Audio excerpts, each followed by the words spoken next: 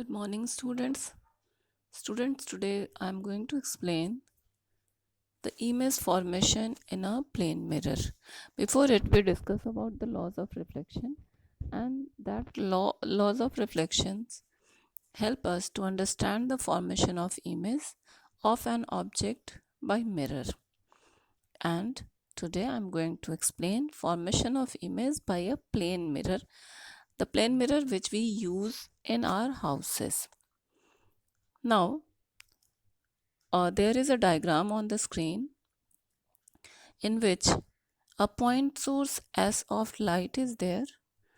There is a point source S of light. Let it be in front of a plane mirror MM dash. MM dash in this picture is the plane mirror, and S is source of light. It may be an object in front of the mirror. Now we will draw any two rays. We can draw SA and SB from the source of light and let them meet at the mirror MM dash at the points A and B respectively. We will draw the normals AN and BN dash. Now we will draw the reflected rays AP and BQ, making angle PAN is equal to SAN and QBN is equal to SBN dash. The two reflected rays AP and BQ, when produced backwards, appear to meet at point S. That means, as you are watching in the diagram, that both reflected rays AP and BQ are moving apart from each other. That means actually they will not meet at any point, but when produced backwards, they appear to meet at point S dash. This point S dash is the image of the point source S. Now join the points S dash and S. The resulting line S dash S cuts the plane mirror MM dash at the point O. On measuring, we find that S dash O is equal to OS and angle SOM dash is equal to S dash OM, that is 90 degree. We therefore observe that for a point source S, the image formed by a plane mirror is as far behind the mirror as the object is in front of it, and the line joining the image of a point object and the object itself is normal to the plane mirror. In this case, we found that the two reflected rays AP and BQ were going away from each other. In this case, AP and BQ are going away from each other after reflection by the plane mirror. They, however, appear to meet at the point S dash when produced backwards. The image S dash formed by a plane mirror is therefore not due to an actual intersection of the reflected rays. It appears to be formed through the intersection of the reflected rays when produced backwards. So this image is known as virtual image. That means in this case, the reflected rays, because they are moving apart from each other, they will not intersect each other. When they produced backwards, they meet at a point.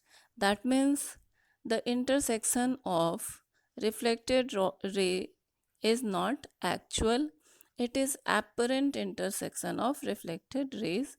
Such image which is formed in this case is known as virtual image. So we can say that a virtual image is thus an image that appears to be formed through an apparent intersection of the reflected rays.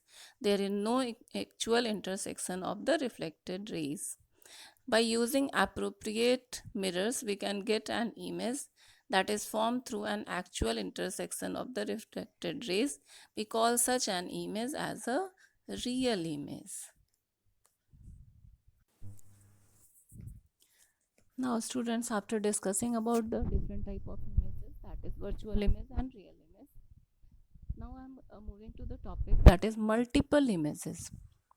It is an interesting thing to note that the rays reflected by one mirror can get reflected again if they are incident on another mirror. That means if the two mirrors are fixed in such a way that one ray reflected from one mirror uh, incident on the another mirror, then it get reflected from that mirror. This fact is used to obtain more than one image, multiple imaged by using two or more plane mirrors inclined at different angles. The idea of multiple images formed by plane mirrors kept inclined to one another is used in a toy that you are making as a project, that is kaleidoscope. This helps us to make numerous beautiful patterns. Now there are some information in, do you know that even a plane mirror can show the full image of a large object.